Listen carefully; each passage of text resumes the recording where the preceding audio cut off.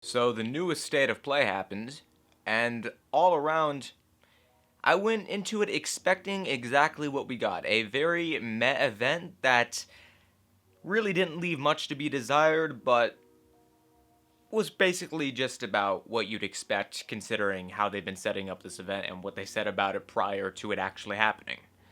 Although, a bit more effort would have been appreciated, but still, I do get why this event turned out the way it did.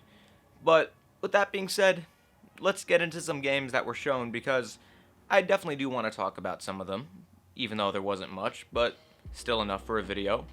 Anyways, let's just get to it. So first off, Crash Bandicoot 4 has no microtransactions. Yeah, that's right, everyone. An Activision game in 2020 will not have microtransactions. Dude. A single player game not having microtransactions as a selling point. This fucking industry, man. Next up, Hitman 3, but for VR. Now, I believe I said this in a previous video, but I haven't played any of the previous Hitman games or any Hitman game at all, but I think I also said that at some point I may end up playing the last two games in anticipation leading up to the third one because I definitely do want to give the third game a shot, and if I actually do have a VR headset by the end of the year like I'm hoping to, then if I can play this game on VR, then hell yeah, I'm going to. Why the fuck not? Next, one that actually caught my interest was the Pathless. Basically, it's just flowing around from one point to the other as an archer and defeating enemies and staying in and out of cover. It's one of those types of indie games that's very artistic and all of that. And personally, it's definitely caught my eye, and while I'm definitely not hyped or gushing about it, I'm definitely going to keep my eye out on it because it's definitely intriguing me. Next up, a game that was shown off was Aeon Must Die, which I'm personally not interested in at all, but I'm interested enough to talk about it because not even a day after the game gets revealed, and what do you know, there's details coming out about crunch culture shit, abuse, IP issues, just a whole bunch of bad shit going on behind the scenes having to do with this game, so that's great. And so to end the show, they showed off Godfall gameplay, which is an exclusive launching alongside the PlayStation 5.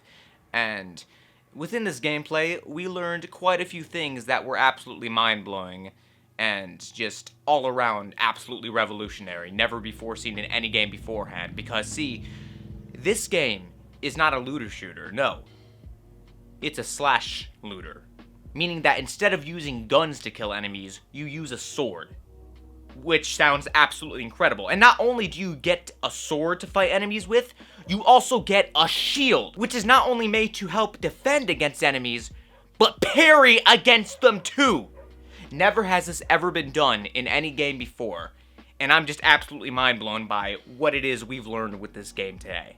And not only that, the best news of all, this game will have no microtransactions. That's right, a single-player game in 2020, just like Crash Bandicoot 4, will not have microtransactions.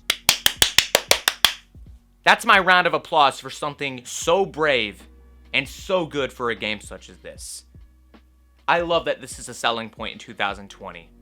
Just brilliant. Bravo. Also, something else they confirmed that's even better news than no microtransactions. Are you ready? Are you ready to hear this? Because this is some pretty mind-blowing news. Are you sure you're ready? Okay.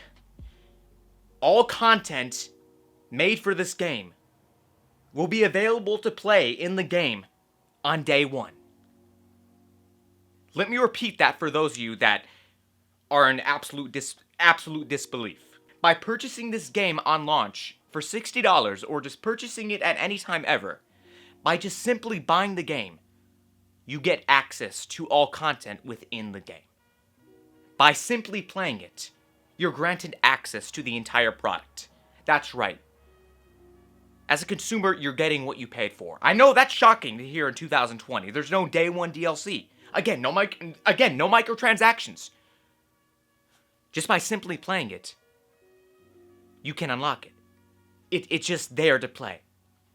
Amazing. But on top of all that, what really blew me away, aside from this, it's even better news than just all content being in the game. Again, shocking. you play as a furry in this game. And just going off of that and just getting a basic idea of what the game's premise is, I've put together an idea of how I think the story's gonna play out, or at least the basic premise of it. So basically, I think what this game is gonna be about is you play as a furry who is dropped into the Dark Souls, Bloodborne, and Sekiro cinematic universe. And it is your duty as the Furry King to destroy all living creatures in sight that do not identify as a furry, such as yourself.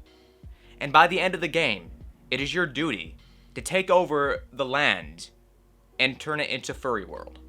I assume that's what it's about. I'm not sure, but that's just my idea for what this game's story could be about. Take it with a grain of salt. That's just what I'm predicting. But that's everything I wanted to talk about. What should I guess I cared about enough to talk about? Again, meh event. Oh well. That's it. Hope you enjoyed the video. If so, then make sure to leave a like, comment, subscribe for future content coming soon, and I will see you all next time. But until then, I'm out. Later.